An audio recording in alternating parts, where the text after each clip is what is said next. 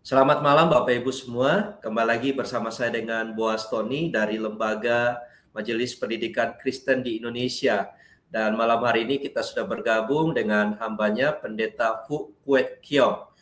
Beliau merupakan anggota bidang 4 kemitraan dari MPK Indonesia. Malam hari ini kita akan bersama-sama mendengarkan pembahasan terkait lanjutan dari kitab Nehemia, dari kitab Nehemia pasal 2 ayat 11 sampai 20. Dan sebelum kita mendengarkan penjelasan dari beliau, kita mengawali terlebih dulu dengan doa. Mari kita satu di dalam doa. Kami sungguh bersyukur ya Bapa untuk kebaikan Tuhan dalam kehidupan kami. Terlebih khusus buat malam hari ini kami akan mendengarkan firman Tuhan yang akan disampaikan oleh hamba-Mu. Kiranya setiap kami yang mendengar bisa mengerti dengan baik, dan Tuhan memberkati dari awal hingga akhirnya, khususnya setiap perangkat yang kami gunakan. Di dalam nama Tuhan Yesus Kristus kami berdoa. Amin. Baik, langsung saja bersama dengan hambanya dan kami persilakan. Shalom, sahabat-sahabat MPK dimanapun berada. Terima kasih Pak Tony. Kita bersama-sama kembali dalam program Task Force Doa dan Konseling dari MPK Indonesia. Malam hari ini saya akan bacakan untuk kita terlebih dahulu firman Tuhan di Nehemia pasal 2 ayat 11 sampai ayat yang ke-20. Demikian bunyi firman Tuhan, tekad untuk membangun kembali tembok Yerusalem. Lalu aku tiba di Yerusalem sesudah 3 hari di sana. Aku bangun pada malam hari bersama beberapa orang saja yang menyertai aku. Aku tidak memberitahukan kepada siapapun rencana yang diberikan Allahku dan dalam hatiku untuk kulakukan bagi Yerusalem. Bahkan tidak seekor binatang pun bersamaku selain yang kutunggangi. Pada malam hari itu aku keluar melalui pintu gerbang lembah ke jurusan mata air ular naga dan pintu gerbang sampah. Aku menyelidiki dengan saksama tembok-tembok Yerusalem yang telah terbongkar dan pintu-pintu gerbangnya yang habis dimakan api. Lalu aku meneruskan perjalananku ke pintu gerbang mata air dan ke kolam raja, karena binatang yang kutunggangi tidak dapat melewati tempat itu. Aku naik ke atas melalui wadi pada malam hari dan menyelidiki dengan seksama tembok itu. Kemudian aku kembali dan masuk melalui pintu gerbang lembah. Demikianlah aku pulang. Para penguasa tidak tahu kemana aku pergi dan apa yang telah kulakukan, karena sampai kini aku belum memberitahukan apapun kepada orang Yahudi, baik kepada para imam, para pemuka, para penguasa, maupun para petugas lainnya. Lalu aku berkata kepada mereka, kamu melihat kemalangan yang kita alami? Yerusalem telah menjadi reruntuhan dan pintu-pintu gerbangnya telah terbakar. Mari kita bangun kembali tembok Yerusalem supaya kita tidak lagi dicela. Ketika aku beritahukan kepada mereka betapa baiknya tangan Allahku yang melindungi aku dan apa yang dikatakan raja kepadaku, berkatalah mereka, kami siap untuk membangun. Lalu dengan sekuat tenaga mereka mulai melakukan pekerjaan yang baik itu. Mendengar hal itu, Sanballat orang Horan dan Tobia orang Amon, pelayan raja serta Gesem orang Arab mengolok-olok dan menghina kami. Kata mereka, apa yang kamu lakukan itu? Apa kamu mau berontak terhadap raja? Ayat yang ke-20. Aku menjawab mereka, kataku, Allah semesta langit dialah yang membuat kami berhasil. Kami hamba-hambanya telah siap untuk membangun. Tetapi kamu tidak punya bagian atau hak dan tidak akan diingat di Yerusalem. Saudara yang dikasihi Tuhan, di dalam Nehemia pasal 2 ayat yang ke-11 sampai dengan ayat yang ke-20, saya melihat bagian tersebut dengan satu tema, yaitu bicara tentang bagaimana bangkit membangun kembali Yerusalem yang temboknya telah runtuh. Kita tahu bahwa latar belakang bagian ini berbicara tentang Yerusalem yang runtuh temboknya dan pintu gerbang yang terbakar. Saya mengajak kita melihat bagaimana sedihnya kemalangan di hati mereka karena kota tanpa tembok berarti kota tanpa keamanan. Bahwa rakyat saat itu tanpa harapan dan mereka melihat masa depan yang semakin suram. Setiap kita juga sama seperti mereka yang di Yerusalem. Hari-hari ini kita punya tembok yang runtuh mungkin dalam keluarga kita. Mungkin tembok iman kita sudah goyah. Mungkin tembok mental kita sudah masuk dalam fase gangguan kesehatan mental. Atau tembok pelayanan kita tidak lagi kuat berdiri dan kokoh. Nah, saat ini saya mengajak kita melihat bahwa bukan saat di mana di Yerusalem tembok gerbang yang runtuh dan pintu-pintu yang terbakar. Tapi mari kita bertanya, bagaimana dengan kondisi kita hari ini dan keluarga kita, dalam pelayanan kita, di dalam masa depan kita.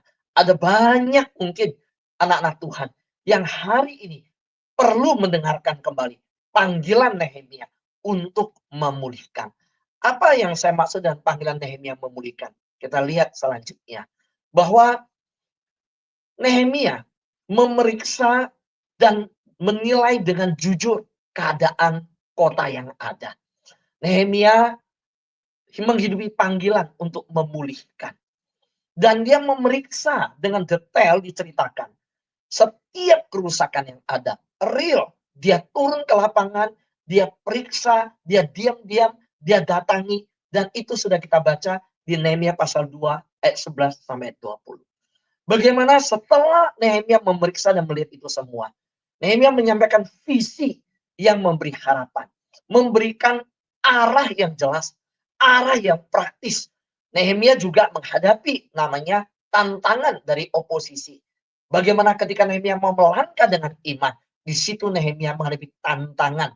Dari siapa? Dikatakan di sini dari Sanbalat orang Horon, Tobia orang Amon, dan Geshem orang Arab. Nah, panggilan Nehemia ini adalah panggilan untuk memulihkan kembali tembok Yerusalem, memulihkan kembali harapan dari penduduk Yerusalem, membawa kembali yang namanya masa depan yang cerah bagi penduduk Yerusalem. Tetapi Nehemia memberikan sebuah gambaran jelas untuk kita. Bergerak, teliti, lihat, miliki visi, tapi visi juga memiliki tantangan. Karena itu apa yang bisa kita belajar dari Nehemia pasal 2 ayat 11 sampai 20. Yang pertama, kita lihat selanjutnya, yaitu bahwa nilai dengan jujur, lihat langsung keadaan. Wah, itu dicatat tuh di ayat 11 sampai ayat 15. Itu mencatat jelas apa yang Nehemia kerjakan. Dia diam 3 hari. Nehemia itu tidak gegabah. Nah, ini dalam hal-hal pekerjaan Tuhan. Kita melihat Nehemia memberikan teladan. Dia tenang, dia berdoa, dia merenungkan apa yang harus dia kerjakan. 3 hari mengingatkan kita tentang keadaan Esther dan Mordekai. Masih ingat di kitab Esther ketika Esther harus menghadap kepada raja. Di mana Esther berkata, berdoalah untuk aku, dan aku dan dayang-dayangku akan berdoa juga. 3 hari yang bukan hanya bicara tentang puasa. 3 hari yang dia merenungkan, meminta tuntunan Tuhan. Langkah apa yang harus dilakukan. Kita tahu Nehemia setelah diam 3 hari, dia memeriksa kerusakan secara real. Bukan menunggu dari laporan yang ada. Ini tanggung jawab pekerjaan Tuhan yang dihidupi sungguh-sungguh. Sama seperti dalam hal apapun bekerja, harus ada tanggung jawab. Harus siapkan waktu. Harus melihat dengan sungguh. Nah, ini Nehemia. Dari ayat 11 sampai 15, dia berdiam, dia tidak gegabah, dia tenang, dia berdoa, dia renungkan. Setelah itu dia pergi lihat kerusakan secara real. Apa hubungannya dengan kita hari ini? Kalau kita belajar dari ayat 11 sampai 15 yang dilakukan Nehemia, saya melihat bahwa kita bisa belajar bersama-sama. Pemulihan dimulai ketika kita berani melihat kenyataan. Jadi bukan melarikan diri dari kenyataan, bukan pergi dari fakta dan menyangkal fakta, bukan menolak fakta, tetapi punya keberanian untuk menghadapi fakta itu. Di sini kita melihat banyak orang gagal dipulihkan karena tidak mau melihat kerusakan secara jujur. Bagaimana keluarga kita? Ya kalau kita memang keluarga tidak baik-baik, kita harus akui. Ya kita belajar. Apa yang kurang baik dan perbaiki. Ada banyak orang gagal dipulihkan karena tidak mau melihat kerusakan secara jujur. Kerusakan itu mungkin dalam pelayanan. Apa yang harus diperbaiki dalam pelayanan? Kalau bicara tentang MPK Indonesia, kita ada grade-nya. Sekolah grade A, grade B, grade C, grade D, grade E. Yang E ini dalam kondisi yang siap tutup. Bapak Ibu, Saudara, sekolah Kristen tidak baik-baik saja. Itu diungkapkan Pak Hadi Irawan. Nah, ini kejujuran. Melihat kenyataan dan fakta. Sehingga keluar statement sekolah Kristen di Indonesia sedang tidak baik-baik saja. Apa berita bahwa tidak baik? Mengejutkan. Saya melihat dan mendengar, membaca data yang ada. Hampir 50% sekolah Kristen ada di grade E. Grade E ini adalah satu level yang menunggu ditutup. Mungkin yayasannya, mungkin karena muridnya tidak siap, tidak cukup, bidang sekolah sistem manajemennya tidak baik, semua. Nah, untuk memperbaiki harus ada kejujuran pengakuan. Nah, MPK Indonesia memberikan sebuah pengakuan dan terbuka. Kalau dengan pengakuan itu akhirnya kita melihat kekurangan ada. Nah, disitulah kita belajar. Pemulihan dimulai ketika kita berani melihat kenyataan. Nah, kenyataan seperti itu. Nah, kita lihat selanjutnya. Yang kedua, dari Nehemia. Langkah kedua, setelah Nehemia melihat kenyataan, fakta yang ada, dia mengakui kerusakan yang ada. Ya diam-diam melihat, ya 3 hari dia diam, dia berdoa, dia renungkan, lalu dia pergi periksa, dia sampaikan. Terbuka, ini faktanya. Dan dia memberikan sebuah solusi, yaitu visi yang memberi harapan. Saya sebut ini visi yang memberi harapan. Mengapa? Kalau kita lihat tindakan Nehemia ketika menyampaikan visi ini, Nehemia mengumpulkan pemimpin.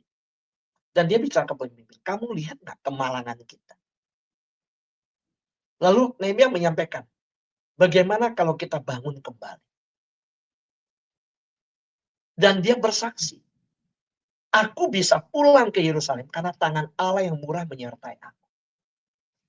Nehemia pernah menghadapi kondisi yang penuh pergumulan ketika meminta izin ke raja. Tidak mudah. Tapi dia mengatakan tangan Allah yang murah menyertai aku. Nehemia bukan hanya menyampaikan visi yang memberi harapan. Tapi dalam visi yang memberi harapan itu, Nehemia bicarakan kepada pemimpin, Nehemia berikan visi yang jelas dan praktis, Nehemia menyampaikan bagaimana kesaksian dia sudah melalui proses penyertaan Tuhan. Seolah-olah Nehemia berkata, kita, kalau kekuatan kita bangun kembali, kita nggak kuat. Tapi tangan Allah yang penuh kemurahan, itu yang menyertai aku, tiba di Yerusalem. Bisa dapat izin dari raja. Nehemia mengakui, dia percaya. Tembok Yerusalem juga akan sukses bisa dibangun. Karena ada penyertaan Tuhan. Nah, apa yang kita belajar dari ayat 17 dan 18? Dari visi yang memberi harapan. Dari cara Nehemia mengumpulkan pemimpin, memberikan visi yang jelas, praktis, dan bahkan menyaksikan, bersaksi tentang tangan Allah yang murah menyertai. Saya mengajak kita melihat bahwa dalam keluarga, kita lihat selanjutnya, bahwa kita perlu memberikan bukan hanya kritikan. Oh ini kurang, keluarga kita kurang ini, kita kurang hal ini, mengkritik pasangan kita, anak mengkritik orang tua. Tapi kita melihat bahwa selain mengakui kenyataan kekurangan, Nehemia melakukan satu hal. Ada arah yang jelas. Nah, kalau kita pemimpin keluarga, pasangan dan keluarga, dalam berkeluarga, sampaikan arah rohani yang jelas. Itu penting. Bagaimana kita mau bahwa warisan iman itu turunkan bagi generasi. Kita harus sampaikan bahwa bagaimana kita mau keluarga kita tidak meninggalkan Tuhan, generasi-generasi selanjutnya. Bagaimana kita menempatkan edukasi rohani, teladan rohani di dalam keluarga. Seperti 5 menit berdoa mungkin, kumpulan keluarga bersama-sama, ada kebiasaan membaca Alkitab yang diterapkan, ada bersama-sama duduk makan malam yang berdoa bersama-sama, sampaikan arah rohani yang jelas. Kedua, kalau belajar dari ayat 17-18 yang dilakukan Nehemia, apa hubungannya dengan kita? Kalau dalam pelayanan, visi itu harus dimengerti bersama. Nggak bisa hanya kita ngerti. Kami di MPK, kita juga di MPK. Punya visi yang jelas, misi yang jelas. Kalau bicara tentang berkaitan dengan kehidupan pribadi, ayat 17-18 Nehemia memberikan sebuah panduan untuk kita bahwa dalam hidup ini kita punya target pemulihan yang nyata. Nah, ini akhir tahun. Biasa akhir tahun kita akan mengevaluasi kembali sepanjang tahun perjalanan hidup kita. Dan memasuki tahun yang baru kita membuat target yang baru. Kita melihat target kita di tahun ini sudah berjalan dengan baik apa belum. Nah, demikian juga dalam kehidupan pribadi yang kita belajar dari Nehemia. Nehemia memberikan satu goal, yuk kita bangun kembali. Nah, visi yang dari Tuhan akan membangkitkan semangat orang lain untuk sama-sama membangun. Mari kita hadirkan visi yang dari Tuhan. Nehemia memisahkan antara ambisi dan visi.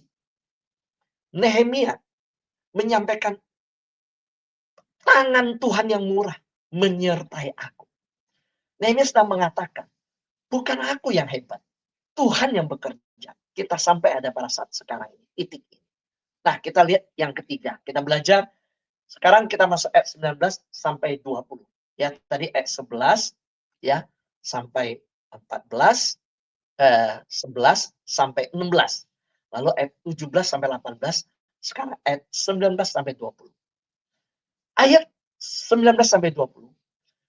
Di mana di sini kita melihat Nehemia tetap teguh menghadapi yang namanya tantangan dari oposisi yang ada. Saya mencatat di sini bagaimana Nehemia menolak sesuatu yang bukan dari Tuhan. Dia nggak mau. Ya, musuh rohani itu, musuh itu ada. Musuh yang Nehemia adalah Sanballat, Tobia, orang Arab yaitu Geshem, menantang pembangunan. Mereka mengolok-olok, kalau sekolah sekarang disebut membuli. Dan dalam kerohanian, jangan berharap tidak ada musuh. Musuh itu ada. Namanya kita melakukan pekerjaan Tuhan. Tantangan itu ada. Yang jelas pasti satu oknum yang tidak suka kalau kita melakukan pekerjaan Tuhan. Yaitu apa? Yaitu iblis. Nah, musuh itu bisa dalam bentuk memberikan keraguan, rasa takut, kritik yang tajam, intimidasi, suara negatif. Tapi Nehemia bilang gini, Allah semesta langit, dialah yang membuat kami tetap berhasil. Dia yang membuat kami bisa berhasil. Dan kami bisa seperti hari ini karena Allah yang menyertai kami. Nah, inilah langkah ketiga yang saya lihat dalam membangun tembok Yerusalem. Tetap teguh menghadapi oposisi. Saya tidak tahu tantangan apa kita sebagai guru, sebagai yayasan, sebagai kepala sekolah, sebagai sekolah Kristen. Tapi hari ini apapun yang kita hadapi, hari ini kita melihat 3 kunci dari pemulihan yang kita belajar dari Nehemia pasal 2 ini. Ayat 11 khususnya sampai ayat 20. Kita lihat selanjutnya. Yang pertama, melihat kenyataan dengan jujur. Ya, sekolah Kristen ada kekurangan, ada, jujur terbuka. Kita melihat sistem di yayasan kita, ada yang kurang, dengan melihat kekurangan kenyataan itu, kita bisa dalam membangun kembali dengan jelas. Ya, melihat kenyataan dengan jujur ini penting. Ya, berani mengakui kerusakan di dalam yayasan kita, sekolah kita, apa yang perlu diperbaiki, itu akan bermanfaat untuk kita mengambil sebuah visi dan misi. Yang kedua, kunci pemulihan ya dari Nehemia pasal 2 ayat 11 sampai 20. Sampaikan visi dengan berani. Ya, apa yang jelas ya, yang daripada Tuhan. Memberikan pernyataan harapan daripada karya Tuhan. Itu dilakukan oleh Nehemia. Nehemia juga melangkah dengan iman. Ada oposisi, ada orang melawan, ada tantangan. Tapi Nehemia tetap teguh. Nehemia berkata, aku menjawab mereka, kataku, Allah semesta langit, dialah yang membuat kami berhasil. Kami hamba-hambanya telah siap untuk membangun. Nah, ini pengakuan Nehemia yang saya ajak kita deklarasikan bersama. Kita lihat selanjutnya. Yaitu apa? Deklarasinya kita katakan, Tuhan, bangun kembali tembok hidup. Saya tidak tahu. Sebagai guru, sebagai pengajar, sebagai apapun hari ini. Kita mungkin punya tembok-tembok kehidupan kita yang roboh. Kita minta Tuhan pimpin aku dengan visi. Tuhan, kita katakan Tuhan, Engkau yang membuat aku berhasil. Kalau dulu Tuhan panggil saya sebagai guru, Tuhan yang membawa saya sampai pada titik ini, Tuhan pimpin aku selanjutnya.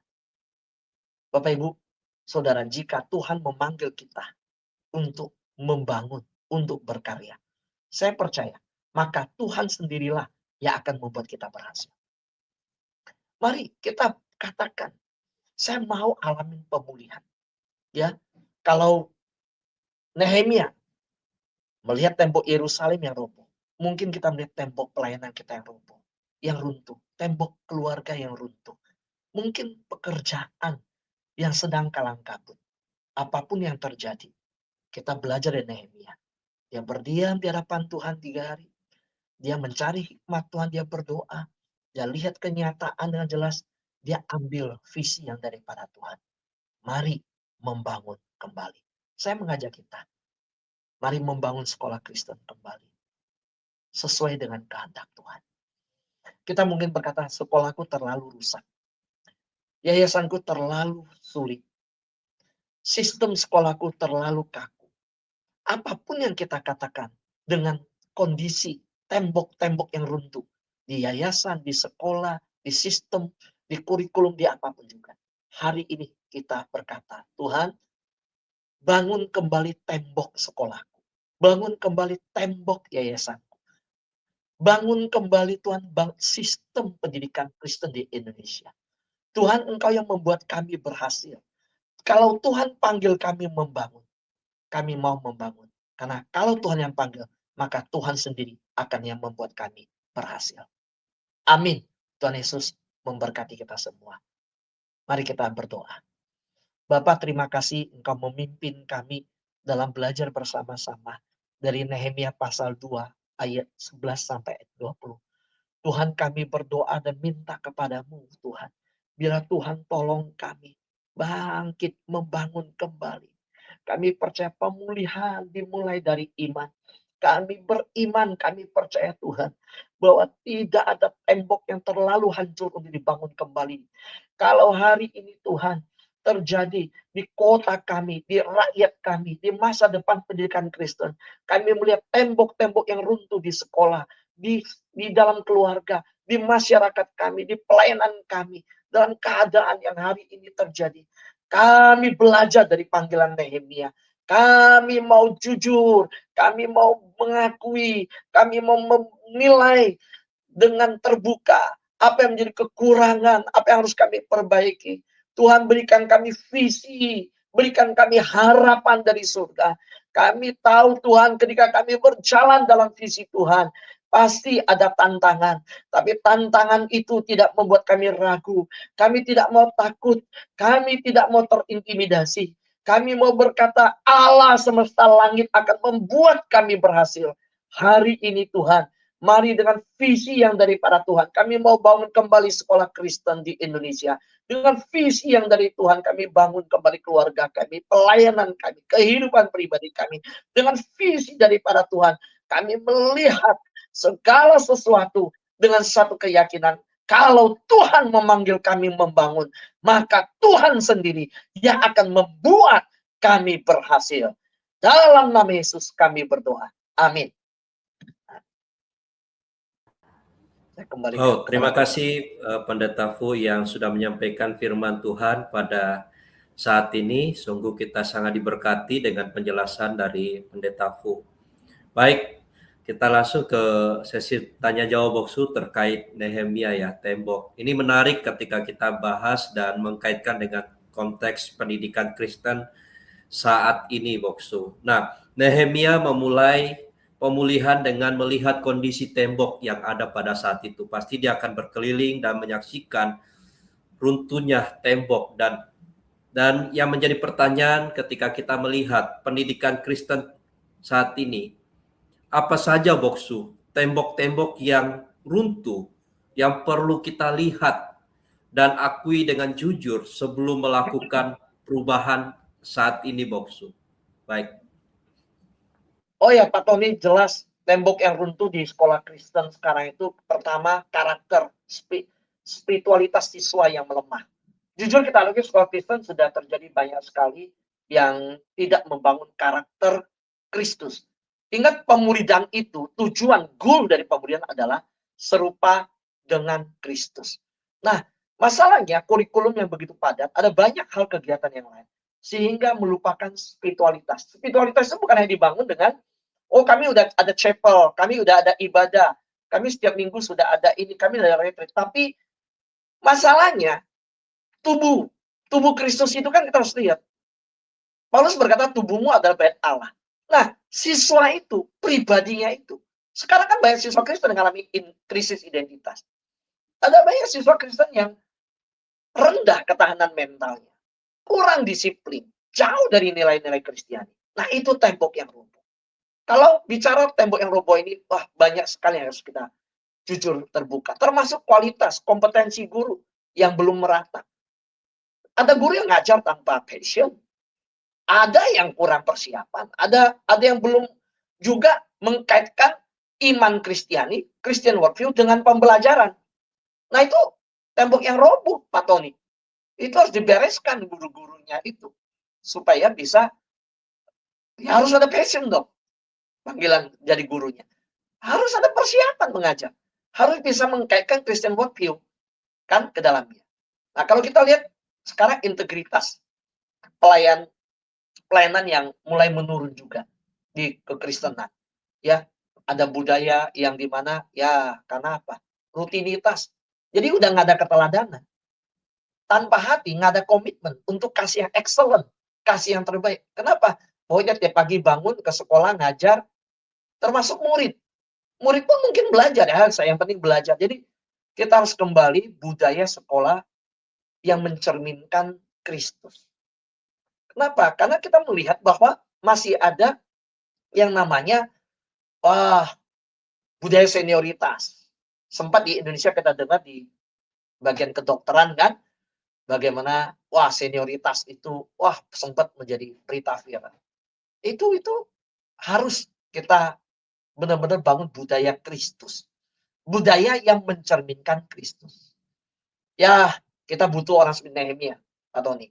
Punya kepemimpinan visioner. Karena kadang sekolah terjebak pada administratif kan.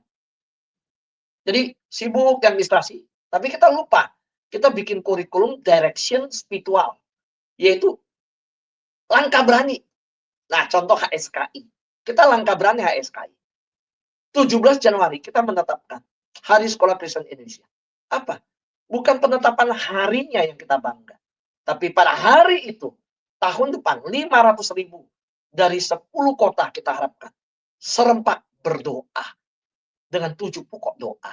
Nah, pokok doanya dibuat sama task force doa dan konseling, termasuk saya terlibat di dalamnya. Kita mau memberikan pesan bahwa yuk kita mau bangun kembali. Kalau bicara tembok yang sudah roboh, kita harus bangun kembali lah. Bukan tembok fisik, tapi contoh ya guru dan orang tua murid dan gereja kolaborasi dong. Ada gereja yang ini orang nggak bagus di gereja, udah majelis udah nggak bagus, yang bagus-bagus jadi majelis, yang nggak bagus jadi pengurus yayasan. Jujur kita kan dapat di situ. Saya kan dapat keliling sekolah, baru selesai saya baru dari Manado. Saya baru selesai dari Batam. Dan itu cerita-cerita yang kita dapat, kisah-kisah yang kita temukan. Waduh Pak, kalau yang bagus-bagus di gereja. Mau yang nggak bagus dilempar ke yayasan. Jadi maka yayasan Kristen, sekolah Kristen gimana bisa bagus? Nah ini, maaf sekali maaf. Bukan berarti kita paling baik, enggak. Tapi berilah kesempatan kepada MPK untuk melihat kerusakan dan jujur mengatakan, dan kita sama-sama dalam visi yang MPK aja kita bersama-sama. Yuk, jalankan. Saya mau tambahkan lagi, sedikit panjang di bagian ini. Mungkin kita hanya cukup 2 pertanyaan, setelah ini 1 lagi. Yaitu apa? Kita tahu dunia maju, Pak Tony. Betul nggak? Metode pembelajaran di abad 21 ini udah nggak diragukan lagi. Ini udah maju sekali teknologi, kreativitas, AI, strategi, segala macam. Tapi apakah sekolah Kristen adaptif dalam menggunakan media, dalam pembelajaran di abad 21? Harus adaptif. Kalau enggak, ketinggalan. Nah, saya bilang, tembok ini juga harus dibangun. Ini roboh. Jadi pakai konvensional. Menolak teknologi. Nah ini. Jadi bagi saya, kalau saya melihat kitab Nehemia ini, pemulihan pendidikan sekolah Kristen dimulai dari keberanian kita mengakui. Nah pertanyaan bagus, apa sih yang roboh? Thank you. Wah, ini pancingan yang bagus kan. Apa sih yang roboh? Nah itu yang roboh. Akademik, ya kita harus bereskan. Kita harus jujur sejujurnya dan minta Roh Tuhan memimpin kita melihat kerusakan itu dan kita bangun. Itu saja Pak Tony. Terima kasih. Luar biasa Boksu dengan penjelasan yang ada. Saya yakin waktu itu juga Nehemia menangis melihat reruntuhan tembok itu, dan luar biasa ketika kita melihat pendidikan Kristen saat ini, seperti penjelasan Boksu itu, tembok-tembok karakter dan sebagainya yang sudah runtuh, dan itu sangat mempengaruhi dan mudah disusupi dengan hal-hal yang merusak lebih dalam lagi.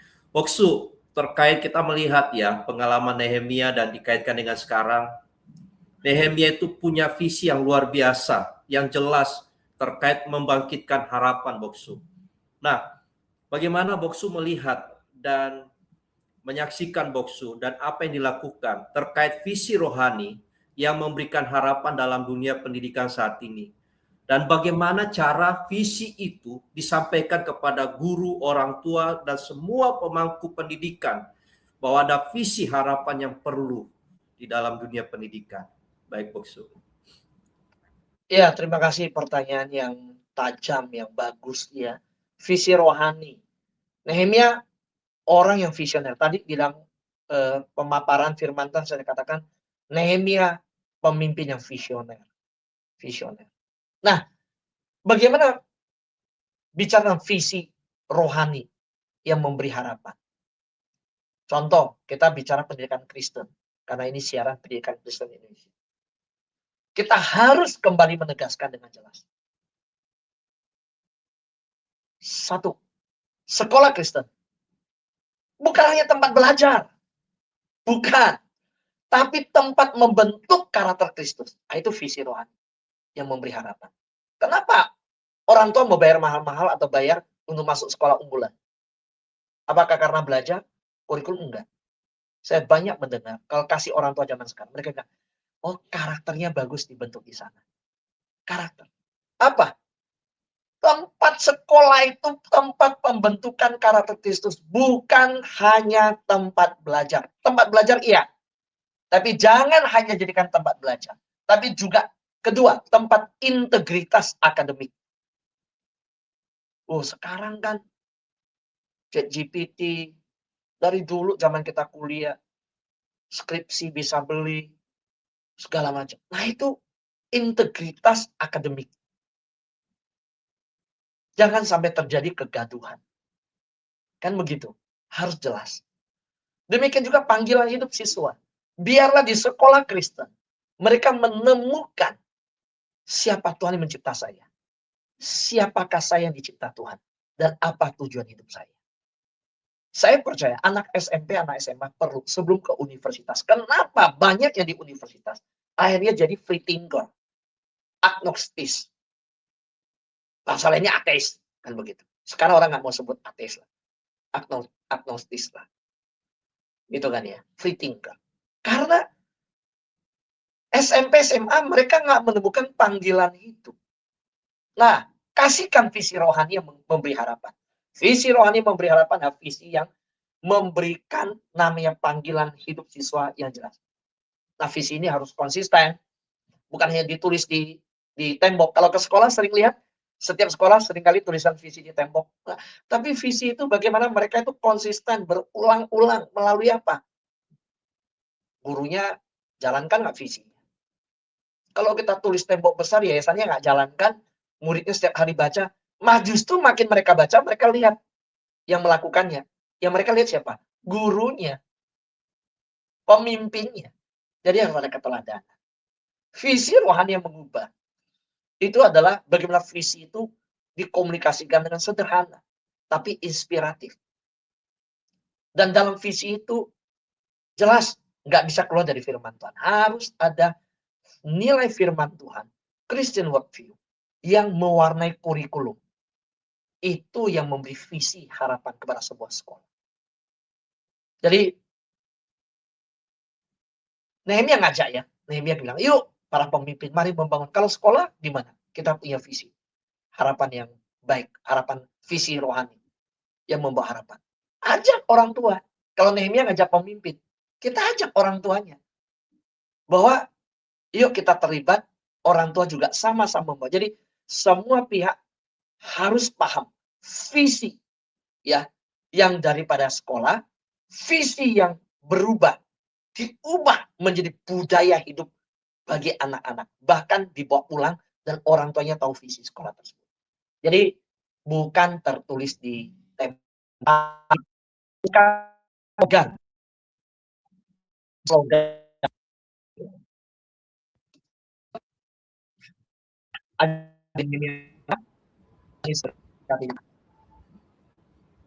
Wow, Boksu, terima kasih Boksu. Dua hal yang kita pelajari ya, bagaimana melihat tembok yang runtuh, kemudian ada visi harapan.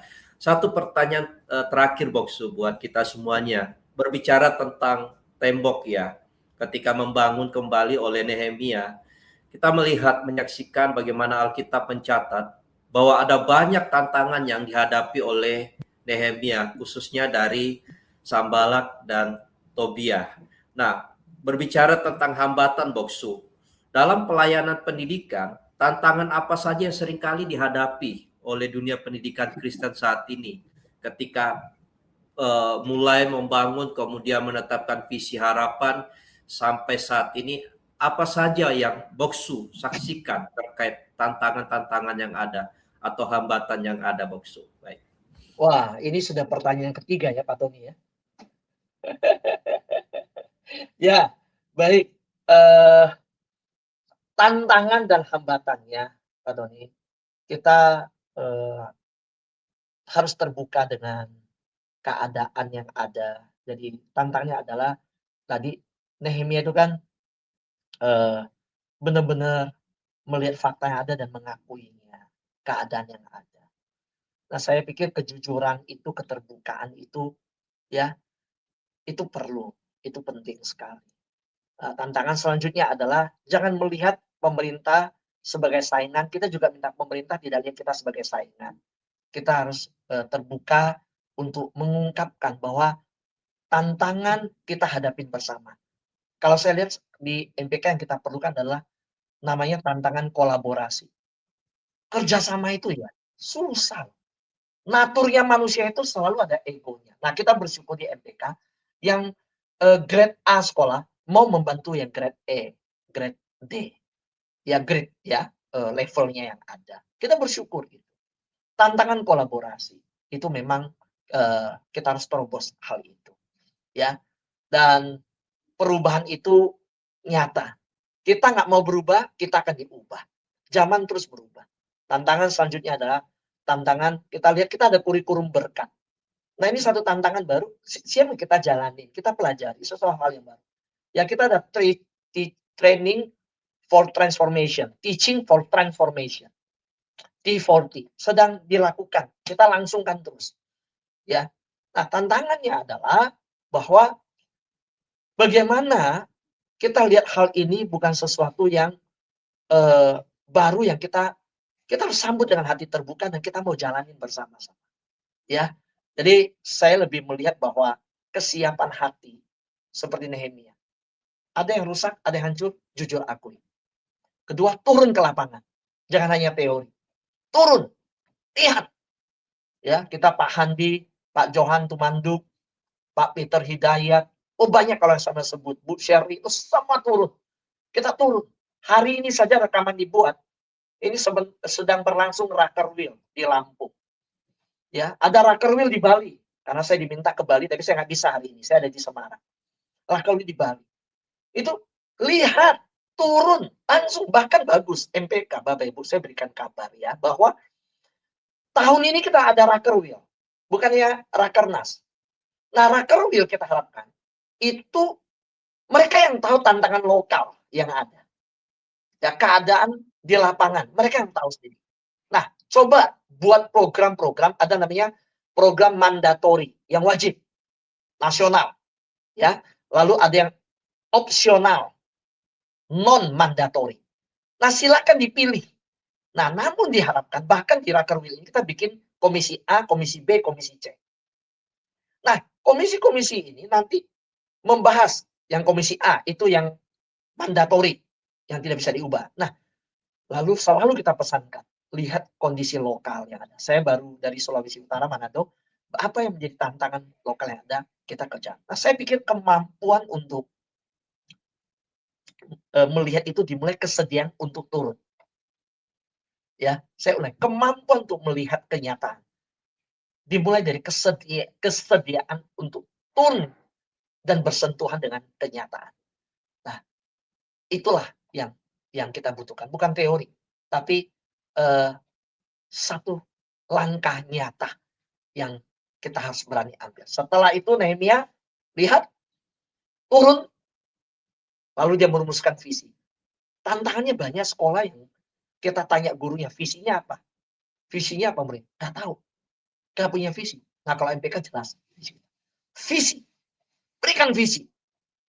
Ketiga, leadership kepemimpinan. Seringkali yang akhirnya, yuk jadi kepala sekolah, jadi nggak punya leadership. Ya kan? Nah, itu tanda. Leadership visi. Nah, bisa menggerakkan orang. Nah, yang terakhir adalah waktu mulai sudah leadership punya, visi punya, udah turun ke lapangan, udah lihat, diserang. Nah, ini harus punya daya tahan. Daya tahan. Nah, ini yang kita ajarkan ke siswa. Dunia yang ke depan adalah dunia yang gimana? Bukan strawberry generation, bukan sandwich generation yang mereka, kenapa disebut sandwich generation? Mereka mampu menghadapi tekanan yang ada. Jadi kalau kita lihat Nehemia itu strukturnya sistematis sekali. Saya sangat diberkati. Ya, Nehemia pasal 2 ayat 11 sampai 20. Lihat, terjun ke lapangan, saksikan, tapi sebelum terjun ingat, ora et abola, jangan tinggalkan doa. Doa penting. Betul ya? Jadi doa, merenung, minta 3 hari seperti Esther, sebelum matahari 3 hari, lalu turun ke lapangan, setelah turun, ambil visi, jelaskan visi, kumpulkan pemimpin, gerakkan pemimpin, lalu apa? Siap menghadapi tantangan, namanya oposisi. Nah, selalu orang melihat oposisi itu adalah tantangan. Langsung yang kelima, enggak. Bagi saya, dari 5 hal ini dari Nehemia, yang pertama, doa itu tantangan terbesar Pak Tony. Maaf, kita mau sampaikan jujur, 1 bulan sekali kita kumpul di task force doa, ada namanya prayer monthly, tiap bulan sekali. Yang kumpul nggak banyak, yang berdoa nggak banyak. Jadi dari 5 urutan ini, ya seringkali lupa namanya spiritual warfare, peperangan rohani. Doa ini penting, doa penting. Ya, itu saja yang bisa saya bagikan. Terima kasih Pak Tony. Tuhan Yesus berkati. Baik, thank you Boksu buat apa yang sudah disampaikan malam hari ini. Sebagai penutup Boksu, sebelum doa penutup oleh Boksu, mungkin ada satu statement closing dari Boksu buat kita semuanya. Dan setelah itu saya persilakan kepada Boksu untuk menutup di dalam doa. Saya percaya bahwa tidak ada tembok kehidupan kita yang tidak bisa dibangun kembali. Dengan pertolongan Tuhan, di mana kalimat Nehemia kita pegang sebagai penutup ini, sebagai deklarasi kita. Tangan Allah yang penuh kemurahan menyertai aku. Tuhan menolong kita dalam apapun yang kita kerjakan. Bila tangan ini terangkat kepada tangan yang diturunkan. Karena hanya tangan yang kuat itu menjadikan kita berhasil. Amin. Tuhan Yesus berkati kita. Baik, terima Mari. kasih. Maksud kami persilakan untuk mendoakan setiap pemirsa maupun juga khususnya dunia pendidikan Kristen di Indonesia. Maksud.